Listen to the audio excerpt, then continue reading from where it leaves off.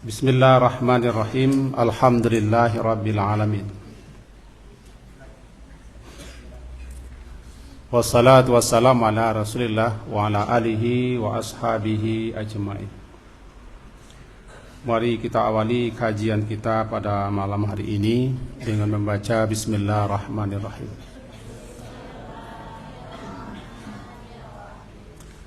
Anak-anak kita yang membawa kitab, buka halaman 242 bab ke-88. Halaman 242 bab 88, yaitu istihbab taibil kalam.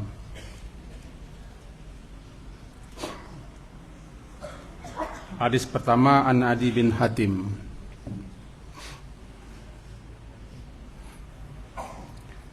Bismillahirrahmanirrahim. An Adi bin Hatim radhiyallahu anhu qala Rasulullah sallallahu alaihi wasallam, dari Adi bin Hatim, semoga Allah meridainya, Rasulullah bersabda, ittaqun nar, takutlah kamu atau peliharalah dirimu daripada neraka, walau bisyikti tamratin, walaupun meskipun hanya bisa kamu lakukan dengan bersedekah separuh kurma. Faman lam yajid, faman maka siapa yang lam yajid tidak mendapati, tidak memperoleh sesuatu yang disedekahkannya, misalnya separuh kurma, fabi kalimatin thayyibah, paling tidak dia bersedekah dengan mengatakan atau mengucapkan kata yang baik. Hadis disepakati oleh Imam Bukhari dan Imam Muslim. Dan ini adalah bab baru setelah bab yang lampau kita selesaikan. Hadis ini kita baca riwayat lengkapnya. Bunyinya begini. Sabda Rasulullah, ma minkum min ahadin illa sayukallihimullah. Tidak ada seorang pun jua, tidak ada seorang pun jua, melainkan dia akan diajak berbicara oleh Allah nanti di hari kiamat. Laisa bainahu wa bainahu turjuman. Tidak ada antara dirinya dengan Allah, antara Allah dengan dirinya penerjemah. Fayanzuru aymana minhu, maka ia melihat ke arah atau sebelah kanannya. Fala ila ma qaddama, maka tidak dia melihat melainkan apa yang telah terdahulu dilakukannya di atas dunia berupa amal baiknya. Wa yanzuru ash'ama minhu, lalu dia melihat pula ke arah atau ke sebelah kirinya. Fala yara, dia tidak melihat melainkan ma qaddama, apa pula yang telah dilakukannya, diperbuatkannya atau diamalkannya berupa amalan-amalan buruk, amalan-amalan jelek di dunia dulu. Wa yanzuru ma baina yadayhi,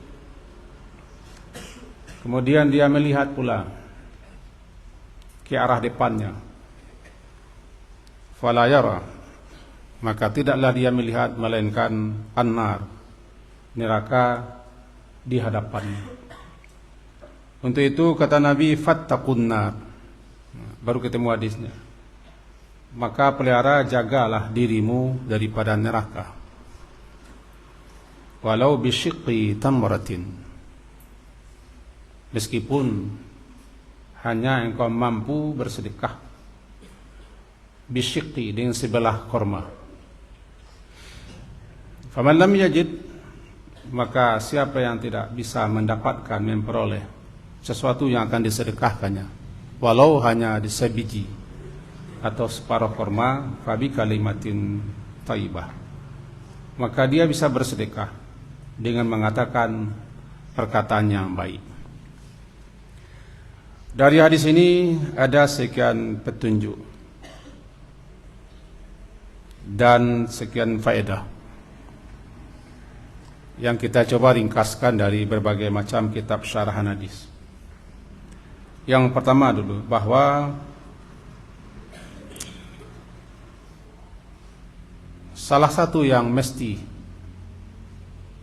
yang wajib kita percaya dan kita imani, kita yakini adanya, yakni setelah kehidupan dunia ada kehidupan lagi, yaitu kehidupan akhirat, di mana nanti kita akan dihidupkan lagi oleh Allah, dibikinkan jasad baru oleh Allah yang Maha Kuasa, yang Maha Mencipta, dan itu bagi Allah gampang. Dan sekarang kita sedang menuju ke akhirat itu. Percaya atau tidak, kita sedang dalam perjalanan menuju akhirat yang diawali dengan kematian. Kematian adalah gerbang menuju ke akhirat. Dan iman kepada hari akhir itu termasuk salah satu rukun iman. Yakni kita nanti akan dipanggil menghadap Allah Sang Pencipta untuk dihisab, disidang, diadili, ditanyai, dimintai pertanggungjawaban.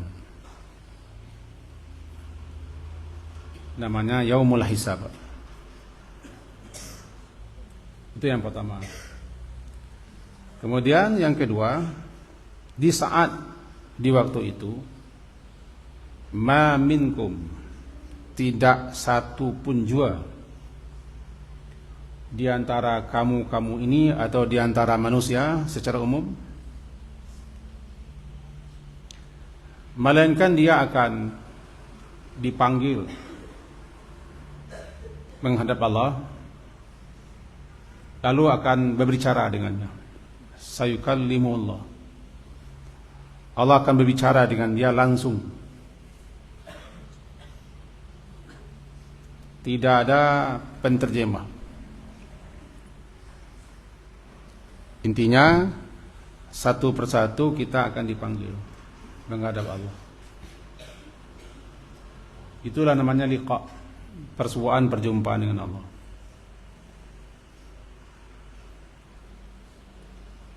Ya ayyuhal insan innaka kadihun ila rabbika kadahan famulaqi. Intinya engkau atau kamu pasti akan menjumpai Allah, bertemu dengan Allah. Karena kita dihidupkan dan ditempatkan di dunia, lalu diberi kita tanggung jawab, kemudian dilengkapi kita dengan berbagai macam potensi. Segala macam yang ada di dunia ini ditundukkan, dijinakkan, dimudahkan untuk kepentingan kita, agar tugas-tugas dan tanggung jawab yang dipikulkan Allah kepada kita menjadi khalifah jalan sesuai dengan petunjuknya. Nanti itulah gunanya kita dipanggil menghadap Dia. Meskipun Allah itu Maha tahu dan tidak perlu bertanya, tidak perlu disidang, tidak perlu diadili. Cuman itu proses agar kita tahu bahwa suatu saat nanti kita akan bertanggung jawab, akan diajak berbicara oleh Allah langsung, tidak pakai perantara atau penterjemah, dan tidak ada pakai pendamping. Kita langsung berhadapan dengan Allah. Salah satu penafsiran daripada surah An-Nazi'at namanya itu dia. kita akan nanti ada namanya maqam.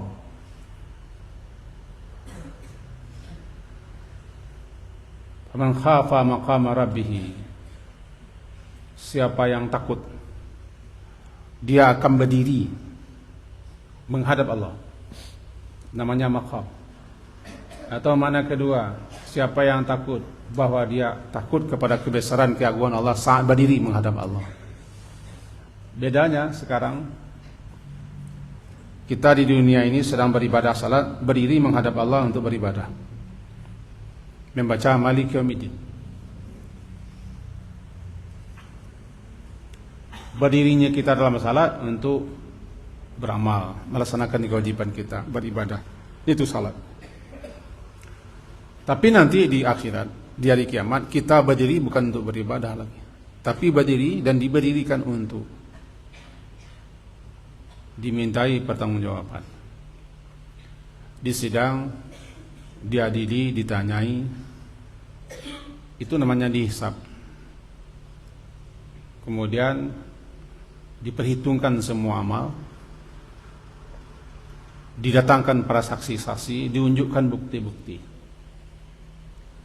diberikan kitab catatan.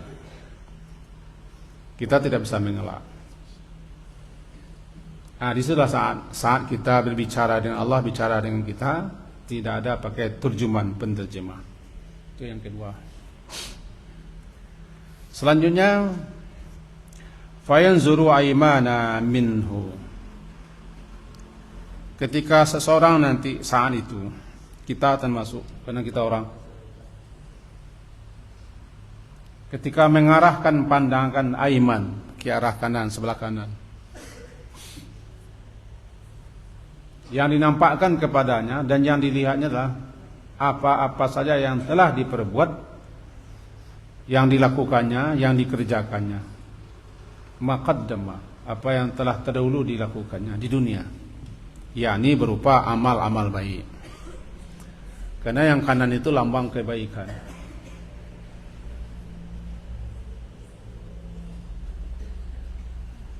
Nah, ketika pandangannya diarahkannya kepada asy'ama, arah kiri, sebelah kiri, fala yara, ketika itu dia tidak melihat, kecuali diperlihatkan kepadanya apa yang telah diperbuat, dilakukannya terdahulu atas dunia dulu, berupa perbuatan-perbuatan jelek, perbuatan-perbuatan buruk. Karena kiri itu lambang keburukan, lambang kejelekan. Maka jadilah keduanya, yang kanan-kanan yang baik-baik, yang kiri-kiri yang buruk-buruk. Pun kitab catatan kan dua pula arah pemberiannya, ada yang sebelah kanan, ada yang sebelah kiri. Nah, ketika seseorang itu mengarahkan pandangnya ke depan, maka di arah depannya tidak ada melainkan neraka yang diperlihatkan kepadanya. Maka ketika itulah baru orang sadar, kita pun sadar. Tidak ada yang bisa menyelamatkan kita daripada kesengsaraan, kengerian, penderitaan, kedahsyatan hari itu. Di samping rahmat Allah adalah amal saleh. Amal saleh lah yang bisa diandalkan ketika itu untuk menyelamatkan. Nah, amal saleh, amal baik itu kan sebelah kanan. Catatan malaikat sebelah kanan punya amal baik, amal saleh. Di samping rahmat Allah, sebagaimana syarahannya begini. Ini menjelaskan bahwa tidak ada yang bisa melepaskan, menyelamatkan orang setelah rahmat Allah, kasih sayang Allah, melainkan amalnya. Karena ketika itu kerabatnya, nasabnya, orang terdekatnya, anaknya, pasangan hidupnya, atau orang tuanya tidak berguna. termasuk namanya jah, pangkat, jabatan, status, kedudukan. Juga tidak juga harta, almal, dan segala macam kemewahan sarwah. Nah, hanya saja yang bisa melepaskannya, menyelamatkannya dari kesengsaraan hari itu dan daripada neraka adalah amalnya. Oleh sebab itu kata Rasulullah, fattaqun nar. Ini hadisnya. Tengok catatan antum, tengok bukunya. Bunyinya di sini hadisnya, ittaqun nar. Peliharalah, jagalah dirimu, wahai sekalian manusia, daripada neraka. Tidak ada yang bisa menyelamatkanmu dari neraka itu melainkan rahmat Allah. Dan rahmat Allah tertuju kepada orang yang beramal, orang yang berbuat baik, orang yang taat, orang yang beribadah, dan orang yang bertakwa. Ya, saat itu tidak ada yang bisa menyelamatkan. Untuk itu pelihara dirimu dari neraka bagaimanapun juga. Bagaimanapun caranya pelihara dirimu dari neraka.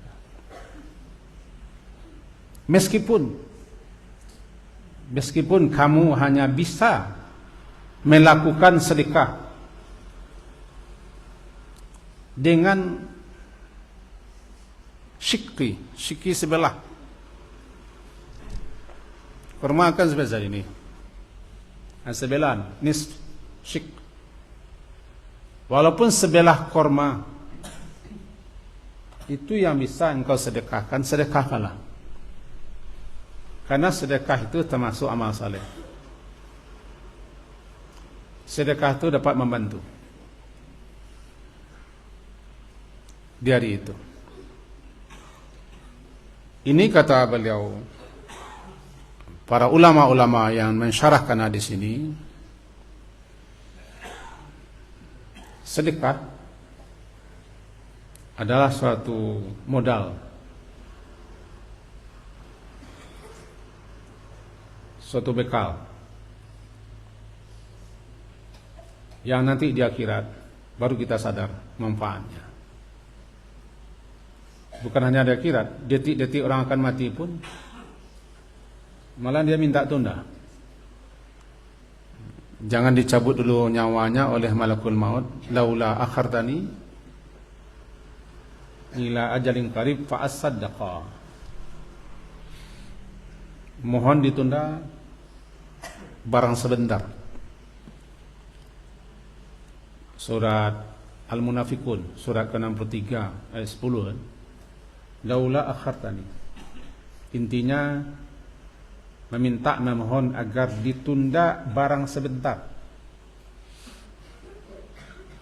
ila ajalin qarib, untuk dicabut, dikeluarkan rohnya, nyawanya oleh malaikat. Fa asaddaqa, aku akan bersedekah. Andaikan kita bikin pertanyaan, kenapa ketika itu orang yang ingat baginya sedekah?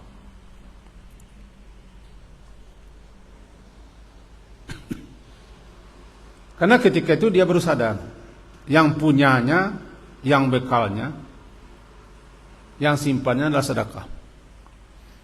Yang disimpannya di lemari, di saku, di dompet, di tabungan, di bank, bukan punyanya. Ketika itu baru dia sadar. Kita ulang. Selama ini kita termasuk, kita menganggap bahwa uang kita, harta kita, yang kita simpan, yang kita cari, yang kita kumpul-kumpulkan, ada yang kita tabungkan, ada yang berupa benda-benda tidak bergerak, atau kita simpan berupa emas.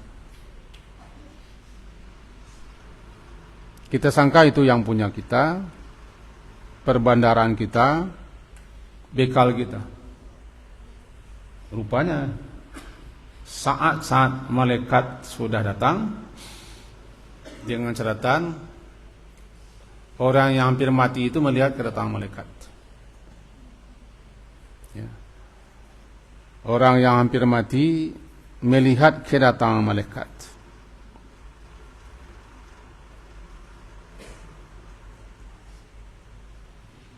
Dia menampak malaikat, baik malakul maut ataupun malaikat-malaikat yang sebelum kedatangan malakul maut. Dia melihat.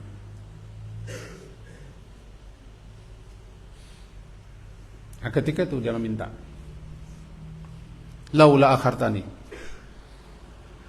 mohon akhara, ditunda, diundur, tunda sedikit, mencabut ruh, mengambil nyawa, mengeluarkan sebentar, saya akan bersedekah.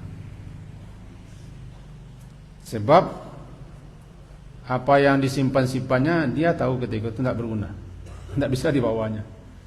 Rumah tidak, mobil tidak, uang tidak, emas tidak, sawah tidak, bangunan tidak, toko tidak, perusahaan tidak. Nah, kita kembali lagi. Kita sering dengar, bukankah yang mengantarkan orang kepada kubur itu tiga.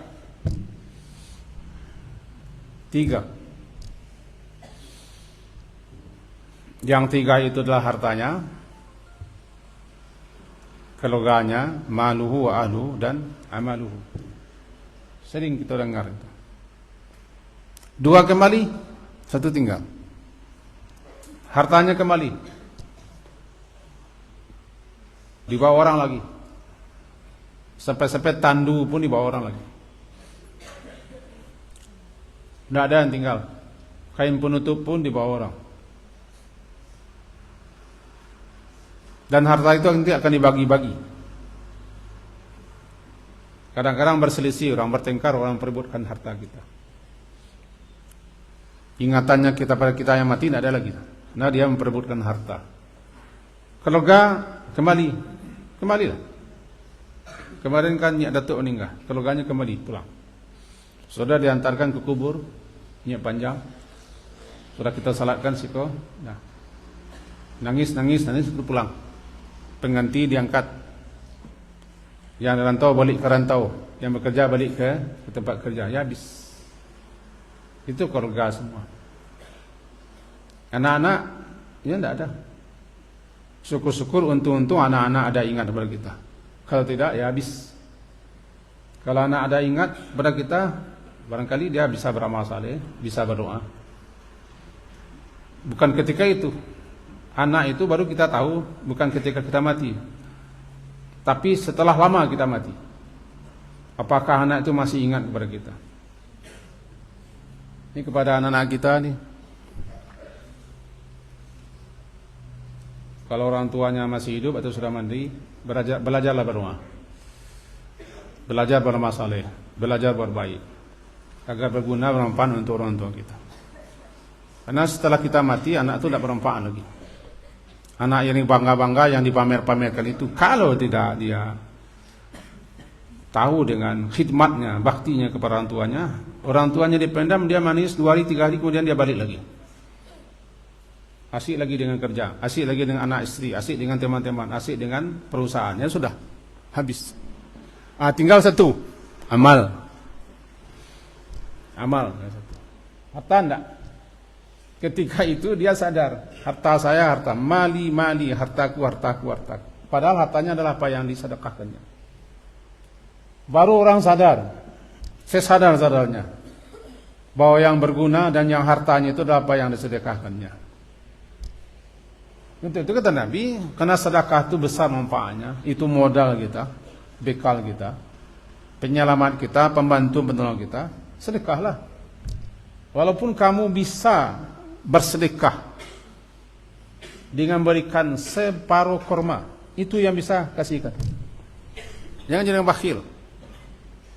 Setiap hari cobalah bersedekah. Tidak usah yang besar-besar, ajari dengan kecil-kecil. Kalau besar nanti berpikir panjang. Kalau banyak pikir kita. Tapi kalau yang kecil-kecil ajari. Sedekah, sedekah, sedekah, sedekah. Walau bisyikki, walaupun dengan sebelah kurma. Itu yang bisa kamu lakukan itu. Karena itu dapat menolong, membantu kamu, meringankan, melepaskan daripada siksa neraka. Tapi orang kaya kan, jangan separuh kurma pula, itu bakhil. Yang separuh kurma itu tidak ada. Tidak ada yang akan disedekahkan, tidak ada yang akan diberikan. Memang itu, balas salah. Paruh. Ya kan? Jika tidak ada juga di sini, kita sambung hadisnya. Faman lam yajid,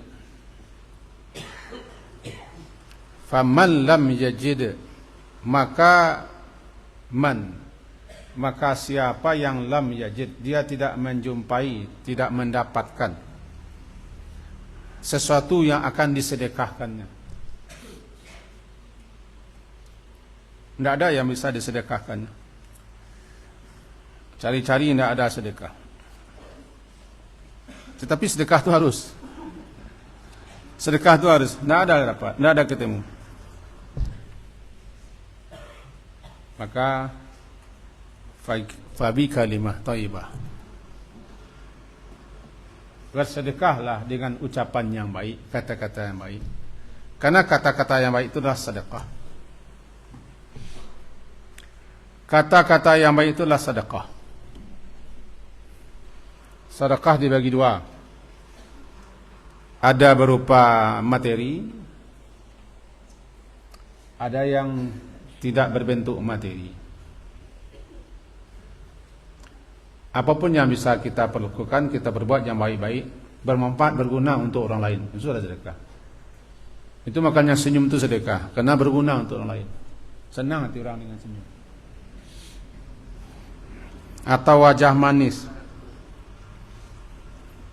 wajah cerah, wajah gembira ketemu dengan orang, senang orang, itu sudah sedekah. Nah, kita bacakan hadisnya begini. Dalam hadis disepakati oleh Imam Bukhari Muslim, disebutkan begini.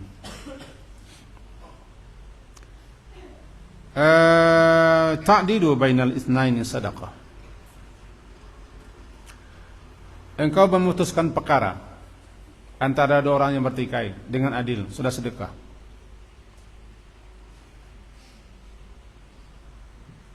Wa tu'inu ar-rajula fi dabbati. Engkau bantu orang agar dia bisa naik ke kendaraannya,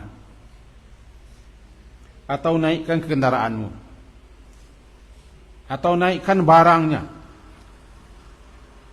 Bantu dia menaikkan barangnya ke kendaraannya, atau ke kuduknya, atau ke kepalanya. Bantu dia membawa, itu juga sedekah. Itu juga sedekah.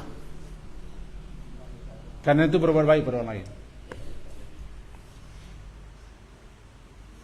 Wal kalimatu thayyibah sedekah. Ini dia.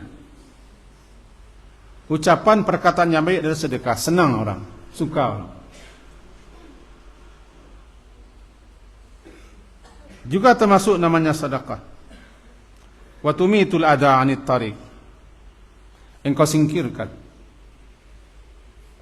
sesuatu yang akan mengganggu orang ketika berjalan di jalan. Singkirkan sedekah. Apakah duri, batu runcing, atau kulit-kulit, sesuatu kulit yang menyebabkan orang bisa tergelincir, singkirkan. Sedekah itu kadang-kadang lebih hebat lagi, karena bisa orang selamat sekian banyak orang. Kalau menyingkirkan sesuatu yang mengganggu di jalan, yang menyebabkan orang sakit, tertusuk, terjatuh, sedekah. Bagaimana kalau mencampakkan sesuatu ke jalan yang bisa orang celaka? Membuang sampah, kulit-kulit, apa sajalah. Ini bukan sedekah lagi. Itu adalah satu kezaliman. Apalagi orang bisa terjatuh, terantuk. dari luar Jaban ke sini nah. Semakin kapal itu banyak sampah. Tiap pagi sasoi di muka rumah dia. Allah pengenal orang tak tahu. Yang disuruh kan membuang, menyingkirkan yang dapat mengganggu orang, mengotori jalan, membuat orang tergelincir, terantuk dan segala macam lah. Sedekah itu. Nah, bagaimana kalau kita membuang? Jadi membuang sesuatu di jalan yang bisa orang terganggu, sedekah. Atau engkau bertemu dengan saudaramu sesama muslim, lalu engkau bahagiakan dia, senang dia ketemu denganmu, suka dia, sudah sedekah. Jika kata Nabi, tidak ada suatu benda yang ingin kau sedekahkan yang bisa kau sedekahkan. Korma juga tidak ada. Korma tidak ada, gitu, susah. Tapi jangan sampai tidak bersedekah kita. Tidak ada separuh korma, jangan sampai tidak bersedekah. Sedekahlah. Walaupun kamu bisa memberikan kata yang baik, sedekahlah. Saya sekarang kalau di kelas saya sudah sedekah saya. Karena kata-kata saya menurut saya ada baik. Itu sedekah. Begitu banyak guru ini sedekahnya. Karena guru mengajarkan yang baik-baik. Walaupun muridnya mada-mada. Itu urusan murid. Ada yang tangka, ada yang mada, ada yang kare kepala, ada yang malawan. Kita bicara, dia bicara. Kita sudah pernah menjelaskan, dia celengak-celunguk juga. Ada sebelah kanan ya? Enggak. Itu urusannya. Yang jelas kalau kita sudah berikan kata-kata baik, itu sedekah. Namanya qaulan ma'ruf. Perkataan yang baik, sedekah. Malam setiap Jumat umumnya khatib membaca itu. Ya ayyuhalladzina amanu taqullaha wa qulu qaulan sadida. Qaulan sadida. Wahai orang beriman, bertakwalah kepada Allah dan ucapkan perkataan yang sadid, perkataan yang betul, yang benar. Sadida, sin, dal, ya dan dal, sadida.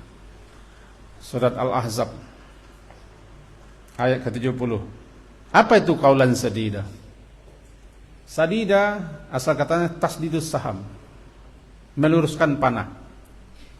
Ini kan ahli-ahli panah ini. Siapa ahli panah?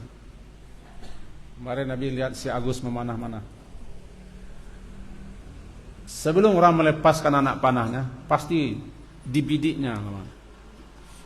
Dibidiknya, sasarannya jangan sampai meleset, agar tepat.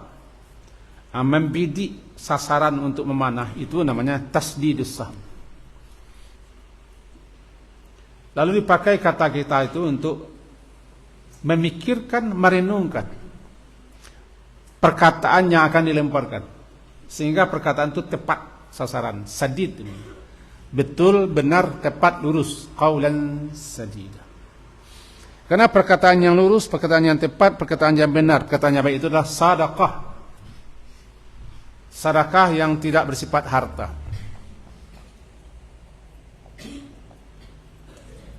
Yang paling parah, wah ceke muncul macam lapiran lo, itu tidak ada. Wah ceke muncul macam serak yang kembali. Tidak dosen lah. Tidak do. Sedekah tidak, kata-kata yang baik tidak lah. Jangan lupa perkataan itu kadang-kadang lebih tinggi nilainya daripada ngasih uang. Orang kaya tidak butuh uang. Orang mewah tidak butuh uang. Orang korupsi tidak butuh uang. Yang dibutuhkan adalah nasihat. Nasihat itu sedekah. Sedekah. Maka teruslah beri nasihat. Menunjukkan orang, membina orang, menasihati orang. Atau katakan kata yang baik. Jangan menyinggung orang, jangan menggunjing, jangan menggibah, jangan menghasut, jangan mengadu domba, jangan memfitnah, jangan menyebar-jebarkan rahasia jelek orang. Sudah, itu sudah sedekah. Intinya, lakukan apa saja yang bisa menyelamatkan kamu dari neraka, itu intinya.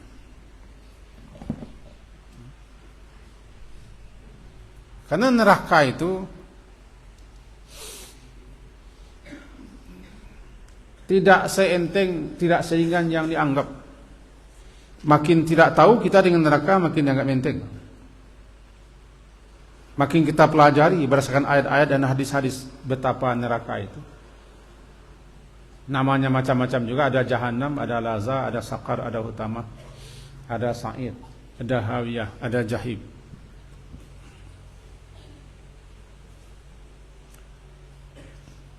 Kalau dipelajari, dipahami, tidak tanggung-tanggung, menakutkan, sangat menakutkan. Makin tidak tahu kita dengan neraka, makin kita anggap sepele. Nabi itu kata beliau, andaikan kalian tahulah, dan andaikan kalian melihat apa yang aku tahu dan apa yang aku lihat, barangkali kalian sedikit tertawa dan banyak menangis. Andaikan kalian melihat dan tahulah apa yang aku lihat sekarang, kalian akan sedikit tertawa-tawa dan banyak menangis. Karena beliau tahu neraka, kepada beliau telah dipertontonkan neraka itu. Sehingga beliau bilang, takutlah kepada neraka, pelihara, jagalah dirimu dari neraka itu. Satu kali beliau pernah berkhutbah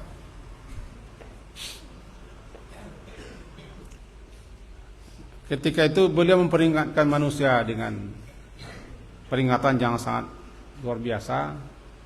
Ittaqun nar, kata beliau, berkali-kali beliau, sehingga begitu lantang suara beliau sampai-sampai kain yang ada di atas bau beliau jatuh ke bawah, menggelegar. Andaikan ada orang ketika itu di pasar Madinah, sampai suara beliau ke pasar Madinah. Kenapa? Karena beliau begitu keras, lantang suara beliau, memperingatkan orang kepada bahaya. Makanya disampaikan kepada beliau, takutlah neraka. Apapun yang bisa kamu lakukan, yang kamu perbuat, yang kamu kerjakan, kerjakanlah untuk menjaga, memelihara dirimu, jangan sampai masuk neraka. Walau hanya separuh kurma, atau walau hanya sepatah kata, tapi kata itu baik. Sebaliknya, dalam sekian banyak hadis dapat kita temui dan kita jumpai bahwa ada pula kata-kata itu, ada pula ucapan-ucapan itu yang tanpa dipikirkan, tanpa direnungkan, apa yang kita ucapkan itu, rupanya kata itu bisa menjerumuskan, bisa memasukkan orang ke dalam neraka yang jauhnya lebih jauh daripada timur dan barat. Kita ulang. Ada sepatah kata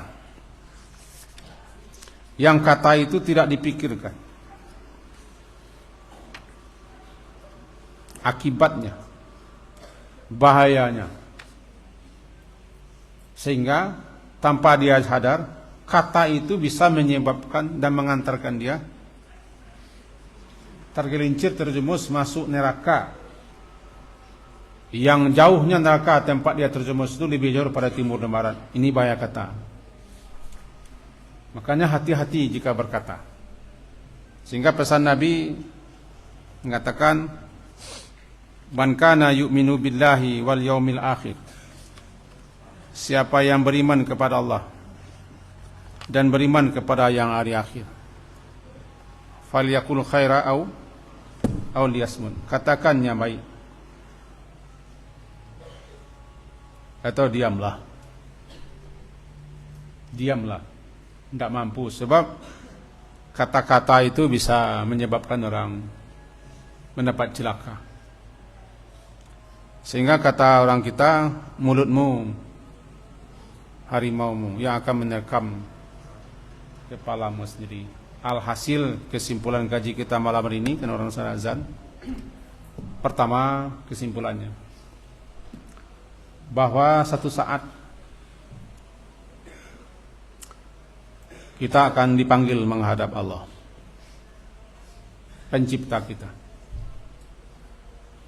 untuk mempertanggungjawabkan segala sepak terjang kita, tingkah laku kita, perbuatan kita, dan kata-kata kita. Tidak ada yang tidak akan kita pertanggungjawabkan. Kesimpulan kedua, sekecil apapun perbuatan, baik perbuatan itu perbuatan yang baik ataupun yang buruk, nanti akan kita terima balasannya. Fama ya'mal mithqala dzarratin khairan yarah wa may ya'mal mithqala dzarratin syarran yarah. Kesimpulan yang ketiga, tidak ada yang bisa menyelamatkan kita, membantu kita, menolong kita, walaupun dia anak atau pasangan atau orang tua atau kerabat atau saudara. Karena masing-masing orang akan sibuk. Likulli imri'in minhum yauma idzin sya'nu yu'ni. Masing-masing orang sibuk mengurus diri sendiri. Yang bisa menyelamatkan kita, kita juga. Di samping rahmat Allah, mari kita berusaha menjaga, memelihara diri kita daripada melakukan sesuatu yang akan bisa mencelakakan kita. Kesimpulan keempat, bagaimanapun pula, berusahalah untuk memperbanyak sedekah. Karena sedekah itu salah satu yang akan diandalkan nanti, dikubur dia, dikubur di mahsyar dan di akhirat sana. Salah satunya adalah sedekah yang dapat kita andalkan. Maka perbanyaklah sedekah. Tidak mampu bersedekah, yang banyak yang sedikit. Tidak mampu harta, berbuat baiklah. Karena sedekah itu banyak caranya. Dengan kata-kata yang baik, membantu, menolong, melapangkan, meringankan, memudahkan, atau hanya senyum. Tapi jangan senyum-senyum saja, nanti gila kita. Senyum, atau wajah kita wajah yang manis. Jangan memburungut saja ketemu dengan orang. Sama hati orang mikir umur panjang. Dengan begitu mudah-mudahan berfaedah dan manfaat untuk anak-anak kita, walaupun ini kajinya sulit-sulit menangkapnya, tapi tangkap sajalah. Nanti kalian akan sadar, kalian akan paham setelah besar bahwa yang berguna itu adalah yang kita sampaikan tadi. Dan peringatannya, jadilah anak yang saleh, anak yang berbakti kepada orang tua ketika orang tua masih hidup atau setelah mati. Karena kesalehan kita lah yang dapat membantu orang tua kita di alam sana. Anak yang tidak saleh tidak berguna. Walaupun orang tuanya bangga di dunia, kerjanya di sana, pangkatnya itu, gajinya sekian, posisinya begini, dibaca-baca terus di mana-mana saja. Tapi kalau tidak saleh dia, tidak ada gunanya setelah seseorang meninggal. Bahkan bisa jadi nanti petaka begini. Tapi ketika kita jadi anak yang saleh itu anak-anak yang ada melaksanakan syariat agama, ada mengikuti tuntunan Rasulullah, walaupun dia tidak ustad. Jadi saleh itu tidak harus ustad. Kadang-kadang ustad bisa jadi tidak saleh. Tidak harus pada ceramah, tidak harus jadi yang kugarin, jadi imam. Tidak, saleh biasa saja. Penguasa bisa saleh, pedagang bisa saleh, dokter bisa saleh, bidan bisa saleh, tukang sapu juga bisa saleh, orang ke sawah juga bisa saleh. Saleh itu umum. Pokoknya melakukan amalan yang Allah ridai sesuai dengan tuntunannya, itu sudah saleh. Maka jadilah kamu semua jadi anak yang saleh. Berusahalah jadi anak saleh, membanggakan dan membahagiakan orang tua ketika dia hidup dan ketika dia sudah meninggal. Dimasukkannya kita kepada pondok pesantren kan harapan orang tua kan supaya kita saleh, bukan harapan supaya jadi ustaz. Enggak harus semua jadi ustaz. Ini ustaz semuanya siapa nanti mengolah negara ini? Yang ambil alih orang negara. Ini lah ambil alih orang negara. Nak tolak ustaz. Kadang-kadang ustaz tu memang ya lui ni mah. Lah ustaz mana pemimpin? Pindah aja. Jadi jadilah anak yang saleh. Minimal dapat mendoakan orang tua minimal. Semoga berfaedah apa yang kita sampaikan ini. Diakhiri dengan doa kepada majelis.